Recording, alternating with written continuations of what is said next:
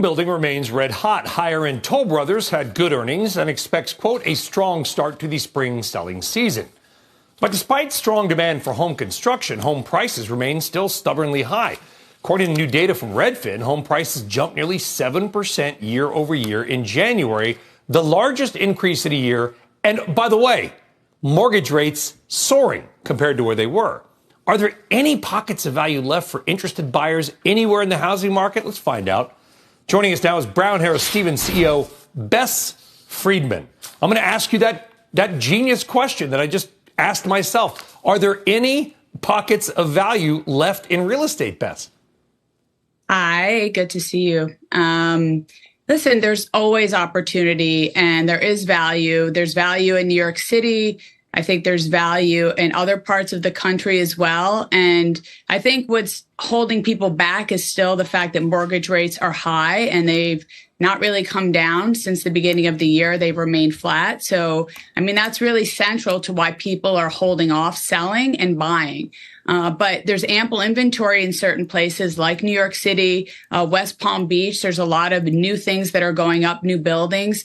So I say to people who are interested in buying, if they have the deposit and they find something that they love, they should buy it. There's ample inventory in certain parts of the country. And I think they'll be able to refinance in due time. The Fed hasn't indicated exactly when they're going to cut the Fed fund rate, but we think second half of the year, which hopefully will help the housing market. I would imagine most of your clients and probably many of your colleagues keep asking you, where are mortgage rates going? Please, Bess, tell us they're going to go down. Yeah, I mean, look, you and I both know that mortgage rates are still historically low. It's just that everyone has their mind wrapped around the 2% and 3%, but those days are over. And I don't think anyone would tell you that they're coming back anytime soon. And I think we have to get adjusted to the fact that a 6%, 30-year, 7% is probably where we're going to be for some time. And again, housing is such a great investment, a great place to put your money and to, have a family, raise a family. It's for the long term. And the market is there to serve you, not instruct you. And I think I'm just a big believer in the housing market, in home ownership. And it's not because it's my book. It's because it's really proven time after time to be a great investment. You also got to convince people to move.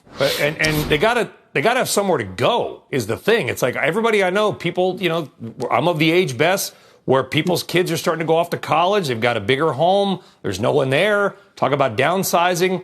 And then where do I go? Right? You have to have somewhere to go that you're not going to be paying the same high prices. Well, that's what's held back inventory. I mean, so many stories I've heard of people, for example, in Connecticut who haven't listed their homes to sell them because they have no place to go. And so we kind of need to move past that. And I think we will once rates start to come down a little bit and then inventory will free up. But look, it's not going to be dramatic. I don't think this year is going to be dramatically different. It will be probably better than last year, but you're not going to see any sort of huge parties and celebrations. We have an election year. We're in the middle of 2 wars. There's still a bit of uncertainty out there. So we have to be patient. And now you're going to have a bunch of builders in New York terrified about their appraisals. We're not going to go into that. But I just kind of did. Why don't they convert a lot of these old buildings into housing? New York City needs housing. I don't understand New York City's housing policy. They got air rights on the New York City Housing Association. They could build a ton more low-cost housing as well, and they don't.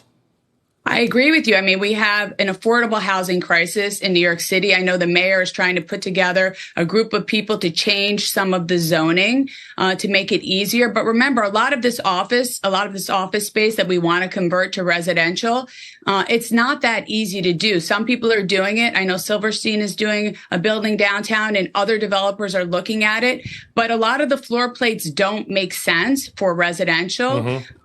And it doesn't make sense economically either. So it's a big problem that needs to be tackled. And we need to get more housing, more affordable housing for people in New York. It's a big problem.